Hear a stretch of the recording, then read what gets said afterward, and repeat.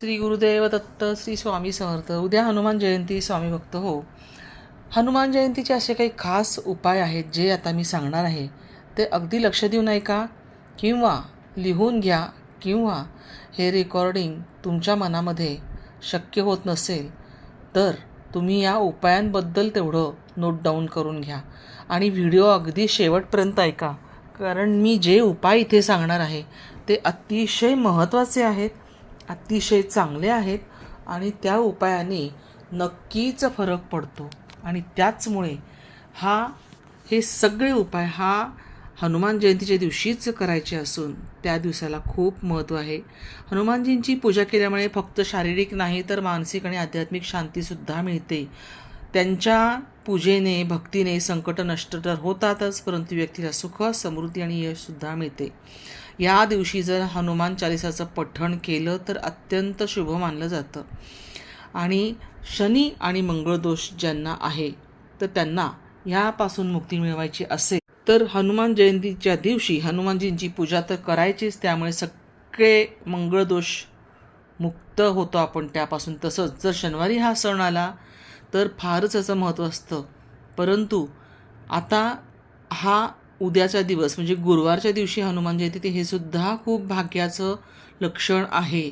आणि म्हणूनच खास करून गुरुवारही आणि त्याला जोडून हनुमान जयंती, म्हणून हे जे खास उपाय आहेत ते मी आता इथे सांगते आहे. ते नक्की तुम्ही करून बघा आणि तुम्ही नोट डाऊन करून घ्या. आता हनुमान जयंतीला हे खास उपाय म्हणजे कोणते, तर या दिवशी हनुमान चालिसाचं नियमित पठण केल्याने तर शनिवार आणि मंगळवार या दोन्ही ग्रहांच्या दुष्परिणामांपासून मुक्तता तर मिळतेच, परंतु विशेषतः हनुमान जयंतीच्या दिवशी ह्याचं जर 108 वेळा पठण केलं तर ह्या दोन्ही ग्रहांची नकारात्मकता पूर्णतः दूर होते आणि जीवनात अतिशय आनंद आणि शांती आपल्या वास्तव्यास येते. जर तुम्हाला कोणत्याही प्रकारे जमलं नाही तर 21 वेळा तरी तुम्ही याचं पठण 21 वेळा किंवा 51 वेळा ह्या हनुमान चालिसाचं पठण जरूर करून बघा. तसंच तुम्ही कोणत्या अडचणीत असाल, तुमची तब्येत खराब असेल तर हनुमान चालिसाचं पाठ करणं अतिशय फायदेशीर ठरतं. आता आणखीन खास उपाय कोणता आहे तर शनिदोष शांत करण्यासाठी हा उपाय आहे. हनुमानजींच्या मूर्तीला तेल अर्पण करायचं आहे. हनुमान जयंतीला हनुमानजींच्या मूर्तीला किंवा चित्राला सुद्धा चालेल. तिळाचे तेल अर्पण केल्यामुळे शनिदोष दूर होण्यास अतिशय छान मदत होते. विशेषतः शनिवारी तेल अर्पण केलं की शनिदेव प्रसन्न होतात आणि शनीची जी दशा असते आणि अंतर्दशा आणि महादशा यापासून मुक्ती मिळते आणि मंगळ दोषापासून सुद्धा मुक्ती मिळते.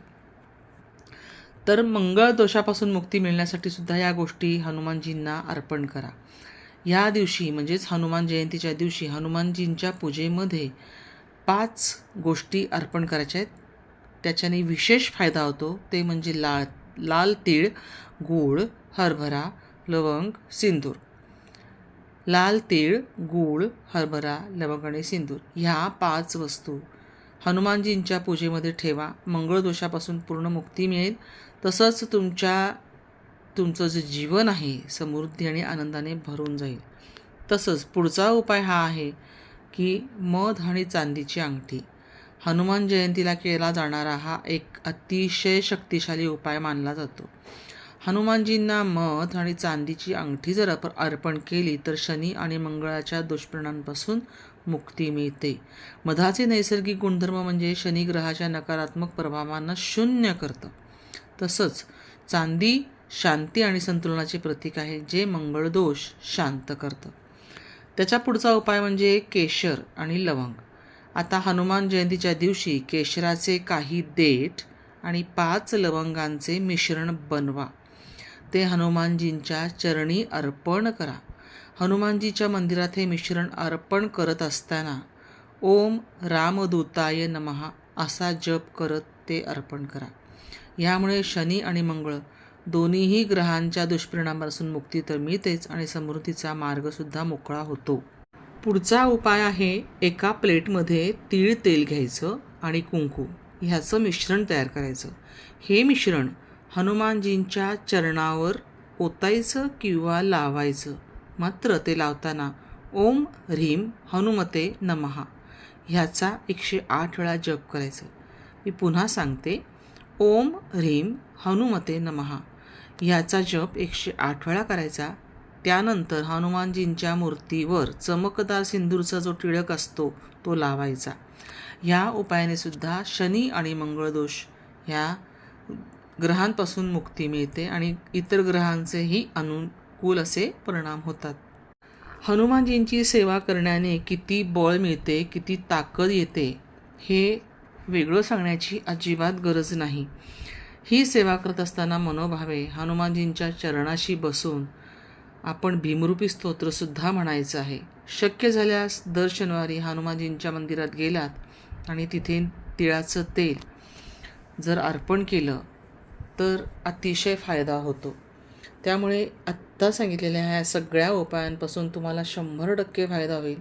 तुम्ही फक्त हे करून बघा आणि तुम्हाला याचा कसा अनुभव येतो तेही सांगा. तुम्हाला जेवढं म्हणून शक्य होईल तेवढं तुम्हाला हनुमान चालीसाचा पाठ म्हणता येईल तेवढा म्हणा. काहीच शक्य नाही होत असेल तुमच्या नोकरीमुळे म्हणा किंवा कुठल्याही गोष्टीमुळे, कारण सध्या सगळे नोकरी करतात त्याच्यामुळे शक्य होत नाही, परंतु हरकत नाही आहे. 1-2 वेळा म्हणलात तरी चालेल किंवा सकाळ संध्याकाळ म्हणलात तरी चालेल. जसा जमेल तसा म्हणा, पण मनापासून म्हणा. हे उपाय नक्की करून बघा. तुम्हाला व्हिडिओ आवडल्यास नक्की लाईक करा, इतरांपर्यंत ही माहिती शेअर करा. श्री स्वामींच्या ब्रह्मांड नायक या चॅनलला सबस्क्राईब करा आणि बेल आयकॉनवरती क्लिक करा. श्री स्वामी समर्थ.